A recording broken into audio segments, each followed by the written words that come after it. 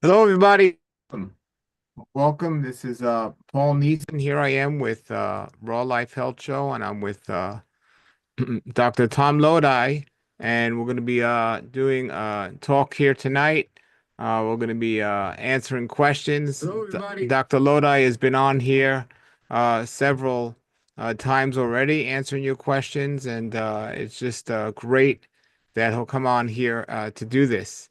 So if you have any questions tonight, please post them below in the comments, and we'll get to them. And Dr. Loda, just for those of you that don't know, is a medical doctor, but he understands true health, and it's a Mhm. great thing. And he's understands the importance of lifestyle and health. And you can see the other videos I did with him on my channel. But Dr. Lodi, how you doing? Good, good, good. Good, Yeah, good to see you here again. And I hope all is well. Now you're in Thailand currently, right? yeah. Phuket. That's where I Phuket. live. Wow, that's amazing, amazing. I have to come out there and see you. But give us an idea of while we're waiting for some people. You eat, is it all raw or mostly raw? Mostly, yeah. I was all raw for about 4 years only, and I learned something about addiction. You remember that old? It was a Fritos commercial. I think 50 years ago. It says, "I bet you can't eat one," or Lay's potato chips or something. I bet you can't eat one, and it's true. You eat one, you eat 1,000. And then if you think about the 12-step programs, they always say one is too many and 1,000 never enough. So yeah. So anyway, one day after about 4 years, I thought I would have something cooked, and that was it. It's like I fell down this hill and I can't get back up. So yeah, but it's crazy because it's the only, you know, there's only one way to get healthy. There's only one way to find health, to achieve health, and that's through healthy living. And eating raw plant food is the food for which we were designed. And there's, oh, I'm gonna do I've got to do a split screen rebuttal to this guy. He it blow I- it gets me angry, and I know it shouldn't get me angry, but it really gets me angry. But this guy is first of all, there was a medical doctor who's on there, and the guy's interviewing him. And he says, "Yeah, I haven't eaten plants," and he goes, "How long has it been since you ate any plants?" He goes, "I haven't had a plant in 6 years." And there's nothing you can't get from a plant that you get from a plant that you can't get from a meat.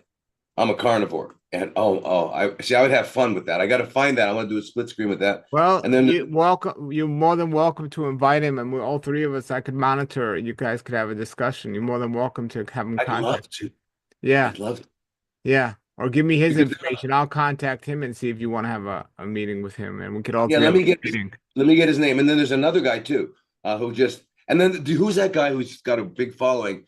He was in the market. He grabbed a broccoli, and he held the broccoli up. He goes, "This is poison. Don't eat it." And he went through this whole thing about it.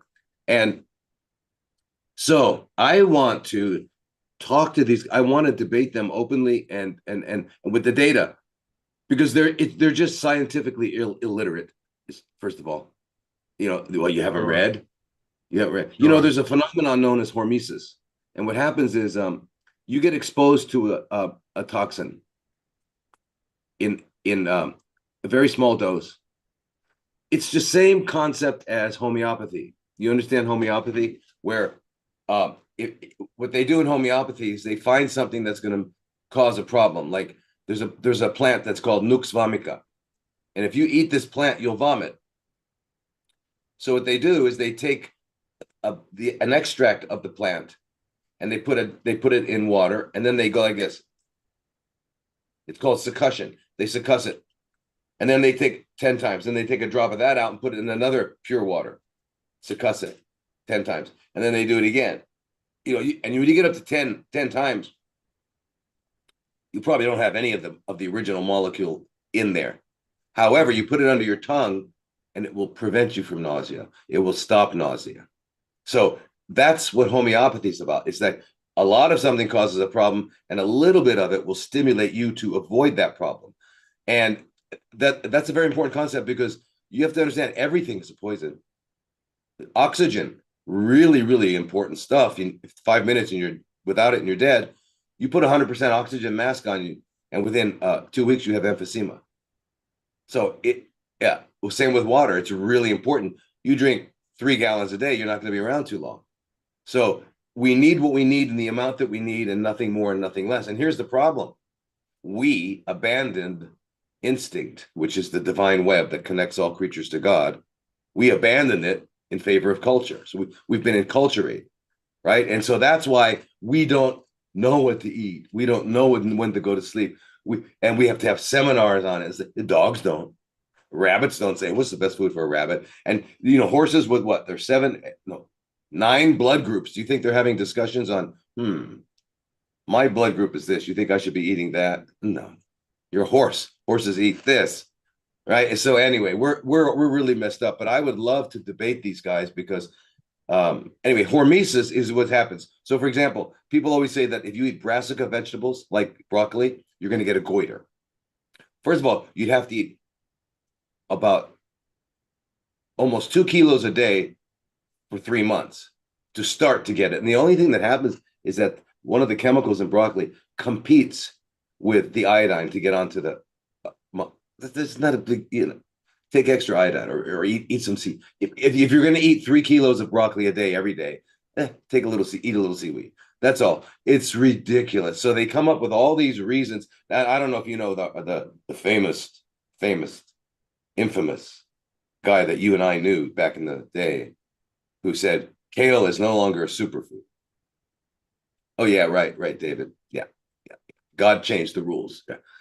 Yeah. God said, "Oh man, you know what? I made a mistake. It's no." So anyway, I would love to debate him. I'd love to debate all these people. I'm willing to do it because, and I hope someday I know how to get in touch with them because I want to. Well, we'll Because make sure that happens, but we're doing a Q&A here, everybody. do Welcome. And it. we have several questions. We only have an hour tonight, so thank you all for joining us.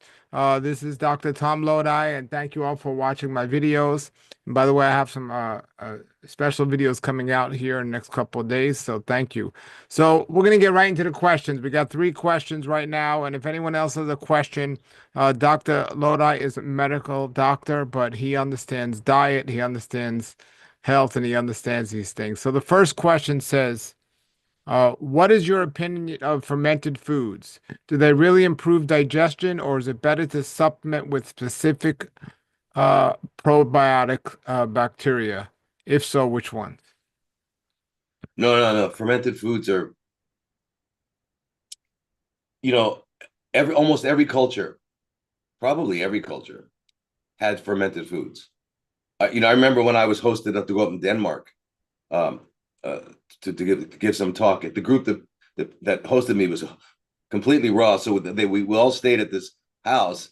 And I loved how they brought the food in. They brought in a box of cucumbers, box of broccoli, just boxes of things, and you just grabbed what it was and you ate it. There was no sauces, no nothing. But we all had these foods to eat. Plus, we each got a big jar of sauerkraut that they had made, and that was it. It was a fantastic time. I never got hosted in a place like that before. It was really pretty cool. But no, what we get from the fermented food is not only the microorganisms, but they came out of an environment where there's fiber and there's other stuff, other nutrients that we can't, that we can't even imagine this synergistic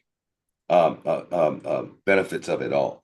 But that's what we're getting. We're getting that microorganism in the environment that it lives on.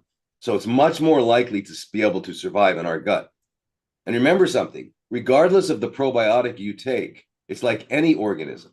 If you've got ants in your house, you've got ants in your house because they found something to eat.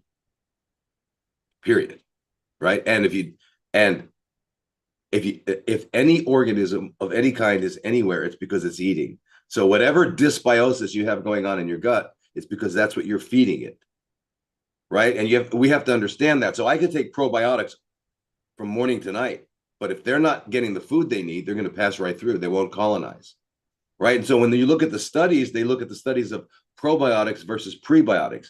The prebiotics is these terms are absurd. I don't know why they can't just call it bacteria probiotics. They're not probiotic. They're biotic. They're anyway. And prebiotics, it's food. So if I look at a piece of broccoli, I'm going to call it pre-human. Is a pre-human, this broccoli here. Anyway, the prebiotics show much more efficacy than the probiotics, meaning that if you've got the right food, actually, because inside of our gut we have at least about 1,000 of every organism, of every microorganism.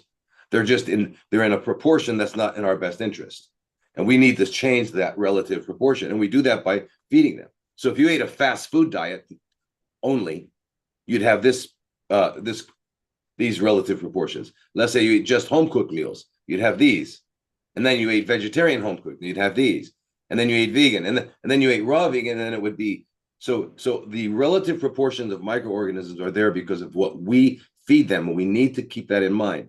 So therefore, all the fermented foods not only give you the bacteria or the microorganisms we need, but the environment out of which they arose. So therefore, they're much more likely to hang around. Okay. The one bacteria that you might be interested in is Akkermansia. Akkermansia, its job, it went to this school where it learned how to fix what do you call it? Tight junctions. And everyone's got leaky gut. So they fix the tight junctions. That's their job, right? And if you get any group of probiotics, you won't find Akkermansia. It's not there. For some reason, it's like a loner. It's like those fish you have in your aquarium. You can only have one of them. If you have two, they kill each other. Anyway, but guess what Akkermansia likes? If you want to feed them into being strong, they love polyphenols. Their favorite two foods are cranberries and pomegranates. It's crazy, but that's their favorite food. And if you want to get some Akkermansia, you've got a few, believe me, just eat a bunch of that. But anyway, I would recommend Akkermansia because usually most of us have some form of leaky gut. Okay. Let's get to the next question. Somebody says, how do we deal with loved ones we lose in spite of everything we do to take care of them? I'm grieving badly. So this is not really a food question, but somebody's grieving. They guess they lost a loved one. How do we deal with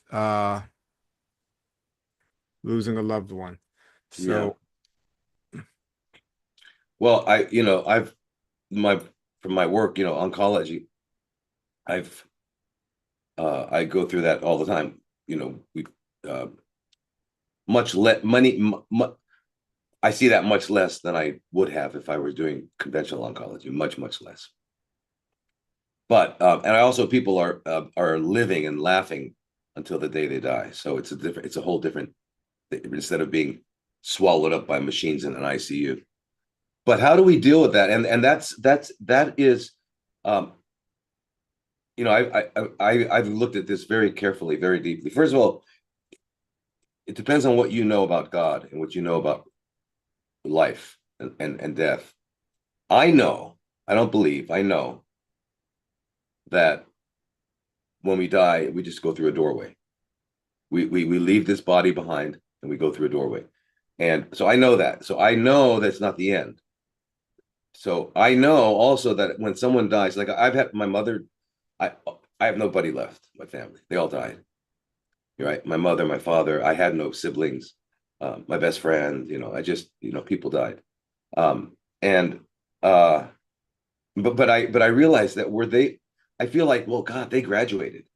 They're on to the next step. I'm still in high school here, and hooray for them. They made it, and whatever pain and suffering they were going through, it's over. And the only loss is my loss. And I remember that when my mother died, um, I was happy because she was really not she was not in good shape. She was suffering a long time. So I was glad for her. I was happy for her. And I told her before she died that she did a wonderful job and that I loved her and that, you don't have to hang around for me. Go. So I wanted her to know that. But for up till about maybe 8 years, I'd go to reach for the phone to call her because being an only child and we were very close and I can't call her because death is kind of permanent. right? So anyway, it was my loss. It wasn't their loss, and we have to get that straight. That they went on. Sure. They're fine. They graduated. They passed their test. They're on, and that's a very important thing. And I had a woman who was, and let me just real quickly, I had a woman who had advanced stage 4 breast, and she came to me and she said, "I know I'm going to be dead in 6 months, but I have all these lymph nodes in my right armpit. Could you help me? Because I can't lift up my arm and stuff like that." I said, so I talked to her about what we talk about, food and all that stuff. She got like a light went on. She said, "Okay, I don't want any IVs. I don't need anything. I'm just going to do what you said. I'm going to do fasting, cleansing, and then eat raw food." And I said, "Well, come in at least once a month. Let me see." She wouldn't even do vitamin C. She goes, I said, "Let me see how you're doing with your arm." So she came in every month, and she was getting more and more mobility, and she was happier. And that I met her in June, and and then December was the last time I saw her, and she was like full of happiness. In January, she had a fatal automobile accident. When they did an autopsy, there was no CFCs, cancer. Her husband and I talked about it. He said, we were devastated, but not as devastated because these last 6 months she was living, not dying. And we also realized that the day you go is the day you go. It's God's decision, Well, right? yeah. I And want to. instead of her being suffering for 3 months, she went out like this. She died in the car accident. It was quick. That we I mean I wish we could all die that way, right? Quick. Well, there's a old question of what's the worst way to go. Is it to see when you have something like CFCs or some other illness? It's terrible what people have to see you go through, but you got time to say goodbye. But when something Mhm. happens quickly, You it's like don't. no time. So that's a controversial thing. But I want to take this moment to remind everyone. Relationships are one of the most essential, important parts of health and enjoying your life. So you never know what's going to happen. So please spend a good amount of time with the relationships around you to just to work at the way you're working at your health. Everybody that's here, work at your relationships and do your best. I do believe. It's tough, like you said, it's a permanent thing, but I think while people are around, do your best to work at the relationships because you don't know what tomorrow is going to hold. Mhm. And we had a couple of health questions here tonight we'll get to, but our hearts go out to Song Sparrow, who's lost a loved one. All right, the Yeah. next question is somebody asks, what do you think about algae oil and flaxseed oil supplements for omega-3 DHA? Are flax, chia, and hemp seeds enough? So So that's their it's a good question. question.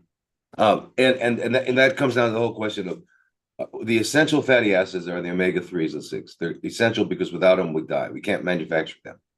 Then they have what are called derivatives. They produce other ones, which are what we need. So the omega sixes produce what's called arachidonic acid, and it sort of stimulates the whole inflammatory cascade. Which, by the way, inflammation has a bad name, and it really shouldn't because it's healing. That's how we heal. So we should call it healing, right? Chronic inflammation is a whole nother story, but inflammation is how you heal. Then the omega threes, their derivatives are EPA and DHA, right? Eicosapentaenoic acid and uh, dohoko hexanoic acid. Okay, these two derivatives are polyunsaturated long um, uh, fatty acids. Now, when we say saturated, we mean that there are no double bonds. So what is a fatty acid? It's a bunch of carbons connected to each other, right? And at one end is an acid, right? And then and so if the carbon, so one carbon, a carbon has, and I'm being a little bit detailed on purpose. You need to hear this. A carbon can bond on four sides. So if it's bonded to a carbon in front of it and a carbon in back of it, that's already two sides. So it's got two sides left. That'll be the hydrogen. So if there's two hydrogens there, it's saturated. If there's not one hydrogen, then you've got a double bond between two of the carbons. That's unsaturated, which means it's vulnerable to being saturated, to being attacked. So an unsaturated fat is not vulnerable. You can't do anything to it. A saturated fat, you can. So the more the double bonds you have, the more vulnerable that is. We need a certain amount of EPA and DHA, all mammals and fish, and we all do. However, our body will make what we need. So when we take this fish oil and we think we're doing any of those, that we're getting the EPA, we're getting the amount that they need, not that we need. We will make what we need. We just have to get enough of our parent oils. That's all you have to worry about. Get enough of your parent oils, and you will make the amount of EPA that you need and the amount of DHA that you need. You don't need extra. We need to understand that. Okay. So, and in fact, if you have too much DHA and EPA, which you wind up doing if you take fish oils or you're trying to get them, you wind up having more damage, more heart conditions, more problem, more senility, cognitive decline, because you've got all of these highly unsaturated fatty acids in your cell membranes, which are vulnerable to attack, and they get all attacked and messed up. You have to understand. So we only make what we need.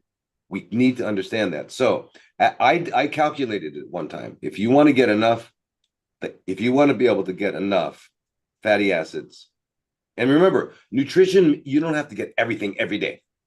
Look at it over a week. Did I get everything I need over the week? You don't have to. If you try to do everything every day, it's going to be crazy.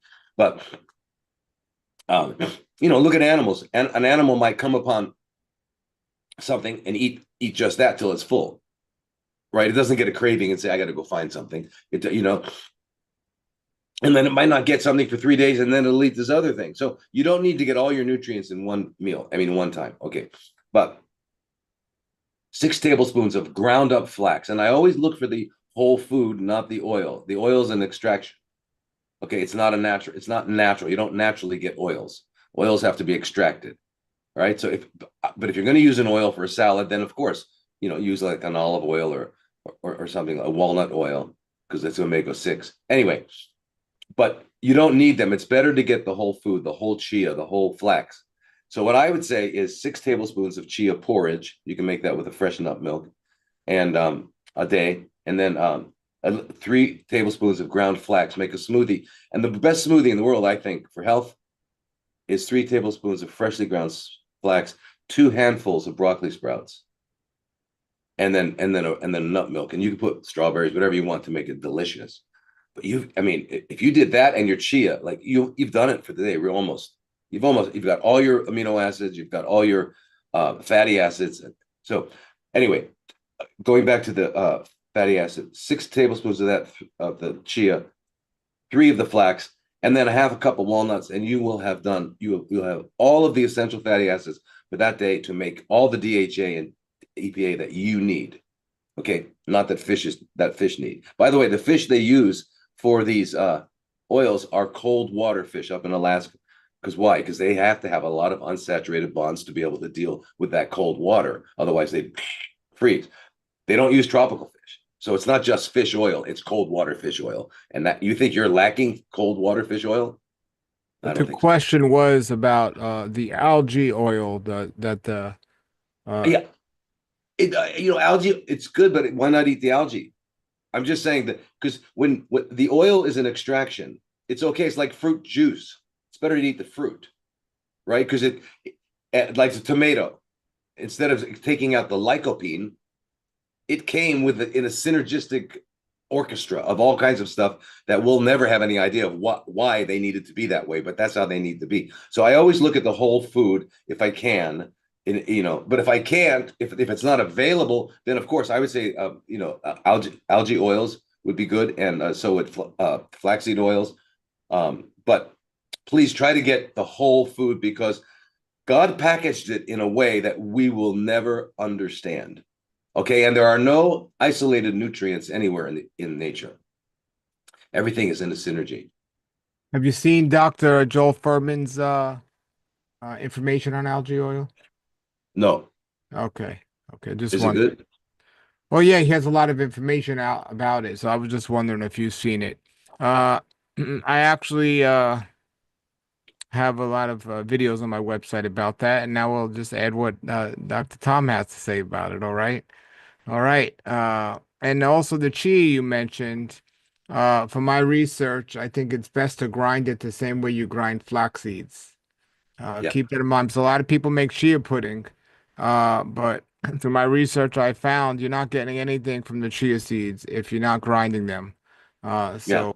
so that's Unless helpful. unless they otherwise, that's why if you don't, they'd have to soak at least 6 hours, at least, because to try and open up those walls, because that's what happens if you don't grind them, then they go right through and you don't really get Well, the that's the benefit. problem is if you're soaking them, they make it even harder to break because when you shoot them, they're like soft, Right. they're even Yeah, harder to break.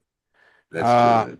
so okay, our next question is how can you increase cholesterol when it's too low? And what do you think about oxalates, especially in certain raw foods? How do you increase cholesterol? Okay, so well, cholesterol is made in our liver, uh, and it has certain roles, and I'm not sure why you want to increase it. If you're going by norms, don't.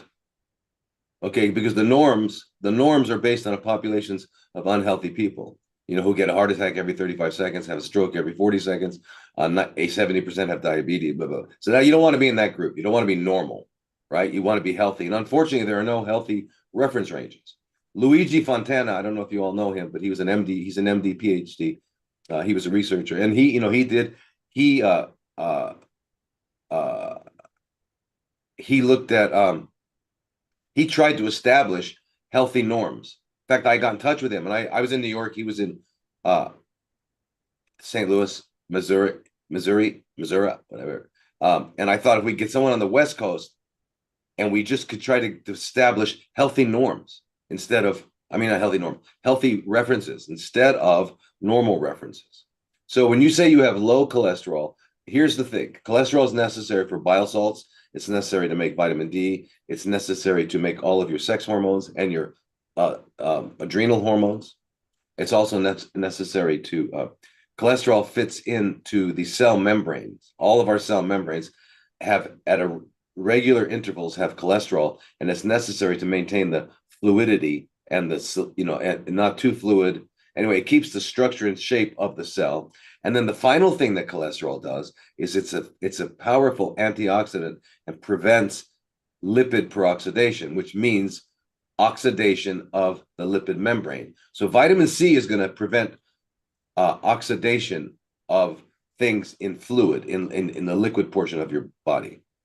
But vitamin C won't help something that's going through a cell membrane. That's where vitamin E comes in, right? That's where vitamin A comes in, and that's where cholesterol comes in.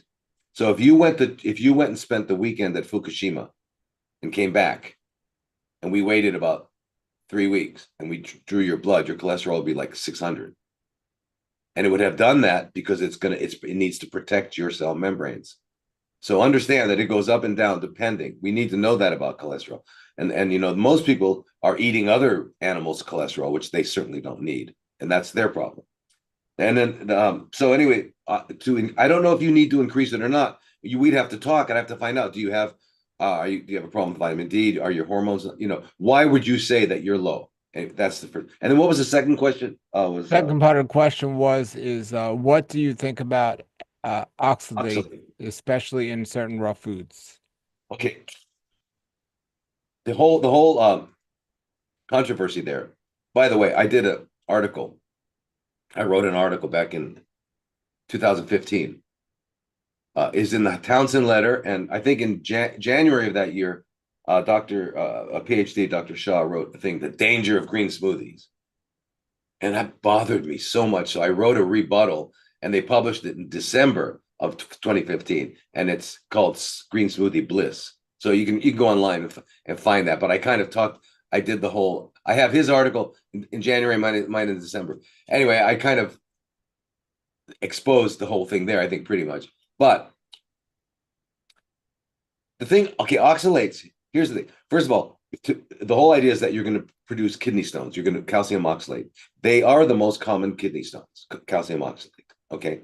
Now, oxalates are in these plants, but they're also produced. We produce them in our body. They're endogenously produced. Well, it turns out that the kidney stones that we run into are endogenously produced. They're not from exogenous sources, and they've done that by tracing it. So it's not what we eat, it's it's going on inside of us. And what is required to make an oxalate stone? Acid and dehydration. So if your urine, if the blood running through your kidneys is acidic, it's going to be more likely to grab a calcium and form a stone. Or if you're dehydrated, so stay well hydrated and alkaline. And how do you do that? By eating greens. And so it's crazy. By the way, there's studies done. So for people that are chronic calcium oxalate stone formers, right? They've had kidney stones, all their lives or for many times. What they find out is how you treat them, how they can prevent it. Magnesium oxide. They give them magnesium oxide, and if they take magnesium oxide, they won't get their kidney stones. Why is that? Because the magnesium binds to the oxalate before the calcium, and it doesn't form a stone. It goes right through. Guess what everything green is? If everything is green, it's got chlorophyll. Chlorophyll, the very center of every chlorophyll molecule is a magnesium. That's what chlorophyll is. It carries magnesium. Okay. And so therefore, if you're eating green, you're getting magnesium. And what else are you getting? You're getting the antioxidants. So by drinking smoothies and eating all this stuff, your body is alkaline, you've got lots of magnesium, and you can't get an oxalate stone. Okay, that's the amazing thing. And by the way, just one final thing. When they look at large populations of people that eat animals have a much higher incidence of oxalate stones than vegetarians. Isn't that crazy? So I don't understand these controversies. They're only controversial because people needed to try to get famous for some reason. Because they're not controversial if you study it. Amazing. Anyway, enjoy your oxalates. All right. Another question here is, and the time we have is, what is your knowledge of B12 deficiency and treatment? Have you seen any way to heal from it without taking injections or supplements for life? Well, okay, so B12 is a molecule we need, right? We got to have it. And so it's made by microorganisms. It's not made by animals. So when people think, well, if you're a vegan, you're not going to get B12. Well, where did the cow get it? Cow's a vegan. Where did it get it? It got it from having its face in the dirt all day long, right? And if the face is in the dirt, what's it getting? It's getting these microorganisms in the dirt, in the soil, in the earth that produce cyanocobalamin or methylcobalamin. Now, by the way, we have the organisms that do produce B12. But because of our lifestyles, they live in our colon. So if we produce B12 in the colon, we cannot absorb it. The only way humans can absorb B12 is in the last part of the small intestines. It's called the ileum. All right. So to absorb B12, it's got to enter your gastrointestinal system higher up, above the ileum, and then your ileum will absorb it. So if you produce it in your colon, you won't absorb it. What they have found is that if you eat the way, like Paul probably is making his own B12 now. It's probably what happens is it migrates. These organisms migrate above the ileocecal valve into the small intestines, and now when they produce this, it's absorbed. Because we've got generational vegetarians in India who never heard of B12. So I mean, again, that's another misleading concept. We do need it. We absolutely do need it. You get it from microorganisms, not from animals. So I would say until the day that you have been eating long enough so that your intestinal flora has migrated to the right areas, so for your health, until that day, you get a source of B12 that's from microorganisms like algae, and they're different. It's not you have to eat an animal or an animal product. That's a misunderstanding of the concept. So that's what I would do if the B12 is definitely a problem. And yes, the one thing about vitamins is that when you have a deficiency, by correcting that deficiency, you've corrected whatever problems. You've got scurvy, get vitamin C, it's over. Right? You got rickets, the vitamin, so in other words, the B12 you can wind up getting problems with thinking, nerve problems and all that. They go away if you get the B12. So Okay. Next question here is, do bananas block nutrients when combined with other fruits like blueberries? block nutrient. No, no, I mean not necessarily. Just eating anything else with fruit causes uh delays the fruit's digestion, and it winds up fermenting, and you don't get all the benefit. You get fermentation, which you don't necessarily want. But the whole idea of combining fruits, I think Shelton was the guy that kind of brought this to the modern understanding, that you don't combine sweet fruits with acid fruits, and you don't and then you eat melons alone. That was kind of the main take home with fruits. Eat fruit alone, and if you eat melons, eat them alone. And then if you eat other fruits, don't eat like bananas with an orange, or dried fruit like a date. With You don't eat the sweet fruits, and it's not because they prevent. What happens is because of their what they're made of, they require different biochemical different let me put it in late terms. They require different digestive juices. And so, yeah, so in a way what you said is correct. They will prevent each other from being sufficiently or adequately or 100% digested and assimilated. They will prevent that just because they both require a slightly different biochemical milieu, and that's it. But it's not that it's not yeah it's not the same as eating a vegetable with a fruit, because vegetables just prevent the fruit, and the fruit ferments, so you really not only don't get. Now again, you're saying, well, fermentation isn't that good. Yeah, it is, but what you don't want is a lot of the alcohol that can be produced, and that's the problem. You can get a lot of alcohol. Okay. Uh, Somebody's asking a question about distilled water. Is water distilled the best way to filter tap water for drinking? Should we add anything to the water after distilling it to make it better? You know, the best water, it would be water that comes up through the ground. It's ripe. It's kind of like an apple. When the apple's ripe, it falls off the tree. That's the perfect time to eat it. Okay, the water in a well that you've got to dig up, it's like a green apple. But when it comes up as a well, it's ripened. And so that's the absolutely best. And it's full of minerals, and it's fantastic.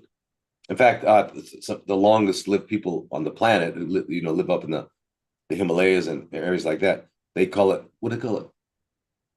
Glacier milk, because the water is almost white with minerals, and they're drinking it all the time. They make their tea with it. So, but um, Well, let me say we call it spring water, but you would think that would be the best water for us, but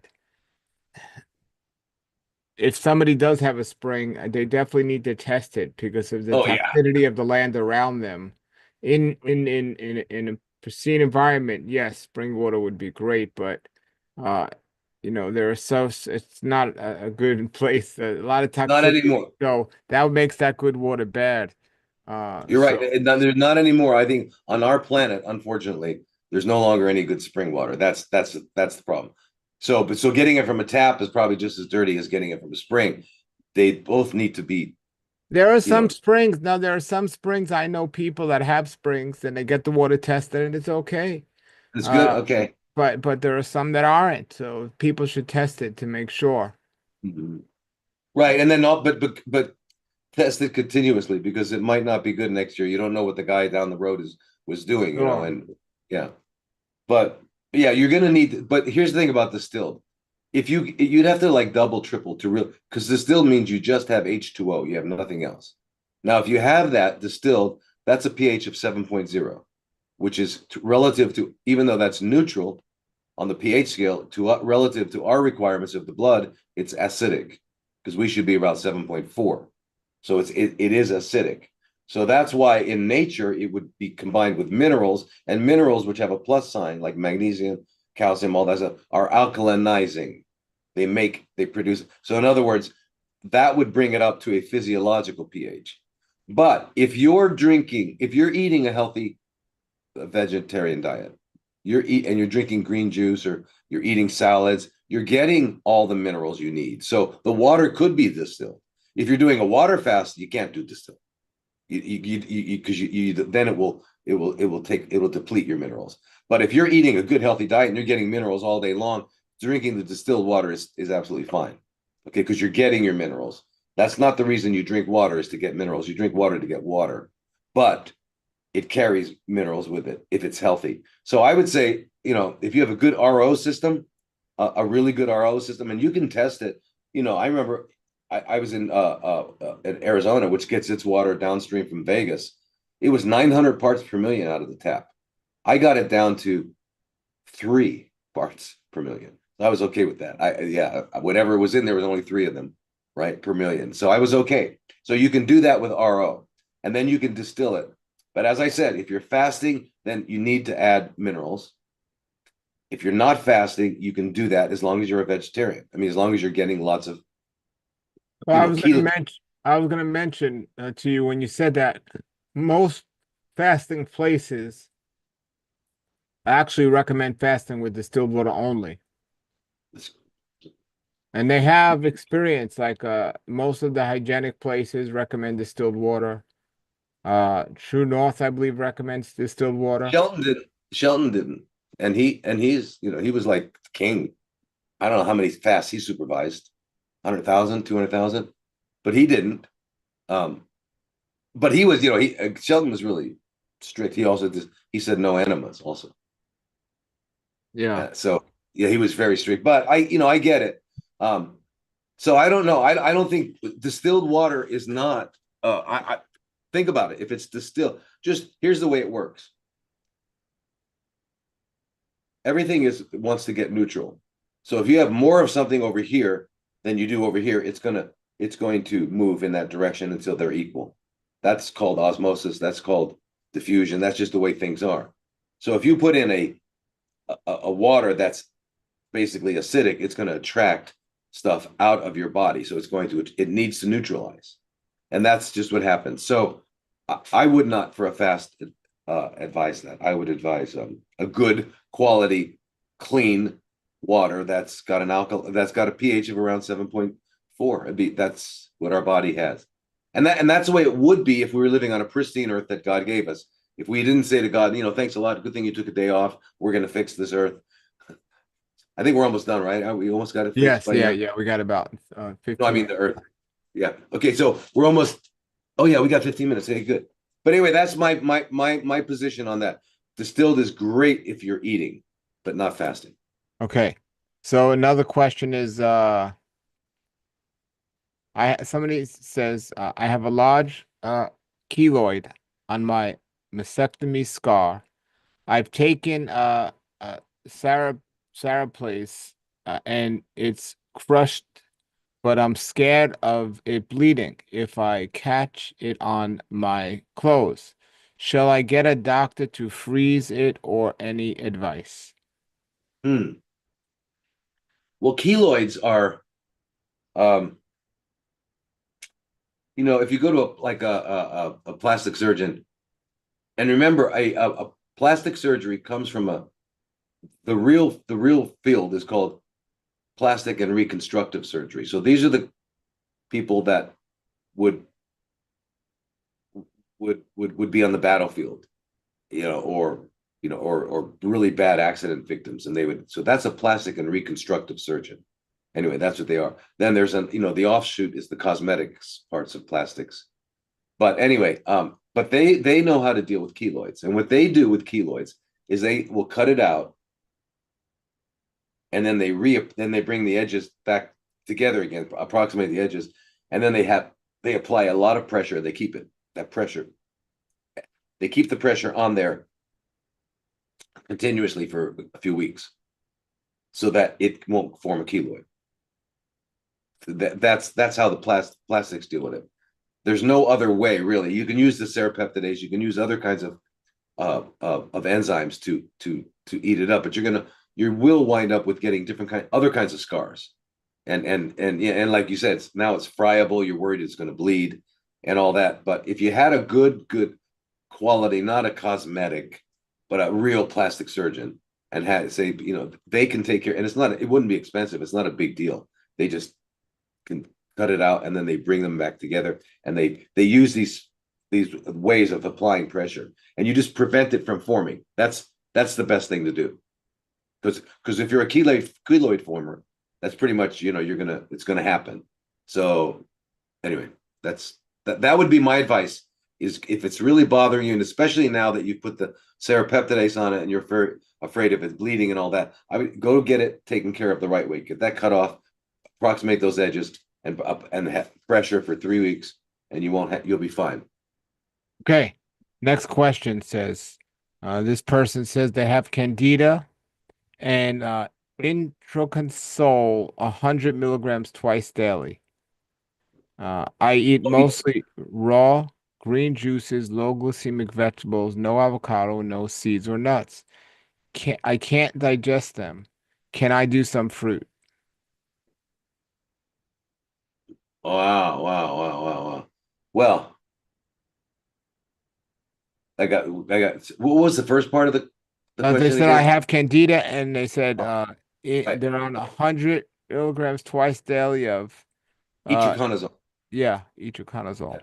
Okay, so here's the thing. We all have Candida.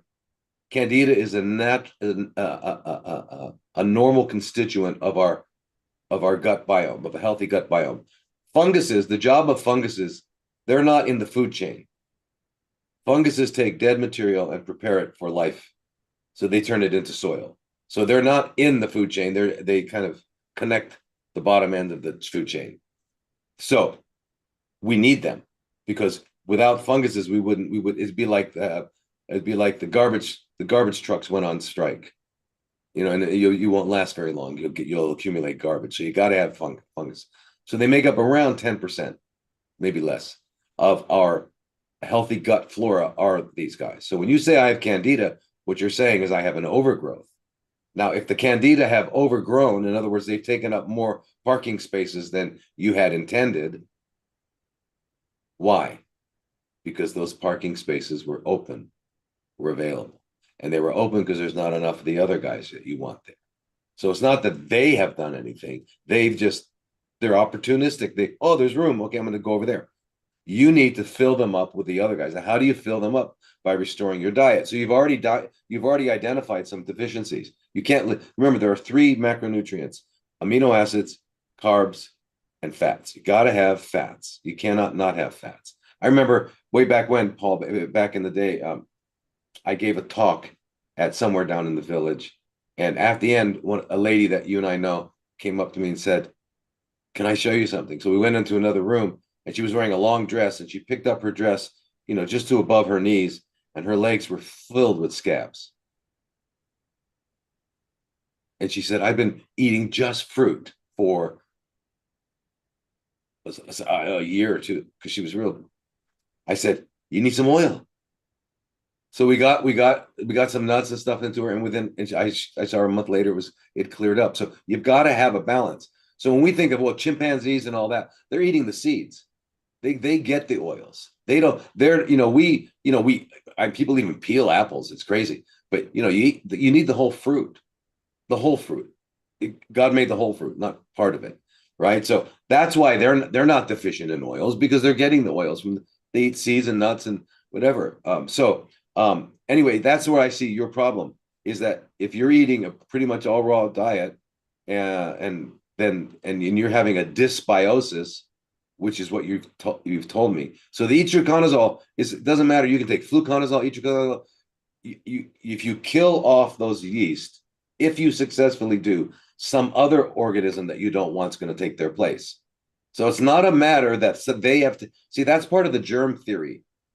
It's not the germ, it's the milieu. You got to reestablish the appropriate milieu, and everyone will be in their proper places. So don't look at it that way as trying to kill them. Look at it as you need to support the other guys, because on a microscopic level, these guys can deal with each other much better than we can. All right, they can put each other in each other's place. For example, acidophilus produces an acid environment, which kills off other organisms in that particular environment. So it keeps it healthy for us. So please understand that you need oils somehow. And I don't know why you can't have oils. Are you, if you say you can't digest oils, or so, okay, it's either your bile is not being produced, our liver produces bile and it comes down through the bile duct to the gallbladder and then into the small intestines. So that is that a problem? Or so for example, when you eat fatty foods and you have a bowel movement, do they float? If they float, then you're not digesting fats. So that's one way of knowing. But the other thing is you have in your saliva, you have something called salivary lipase, and in your pancreas, you have pancreatic lipase. They both digest fats. They break them down. And then once they've broken them down along with the bile salts, now your small intestines needs to turn them into little you've heard of liposomal vitamin C, liposomal. Your body turns them into liposomes, and then they're absorbed into your lymphatics, your lacteals, and they go into your lymphatics. So if you're having a problem with eating or getting fats, we've got to investigate: is it liver, gallbladder? Is it uh, am I not making the enzymes lipase, or am I having a problem forming these little micelles? You got to figure out where that's at. So first of all, I would do a stool test. You can do, I think, Great Smoke. Well, it used to be Great Smokies. It's a comprehensive digestive stool analysis. You give them a few stool samples, and they tell you everything that's in there, including if you're digesting fat.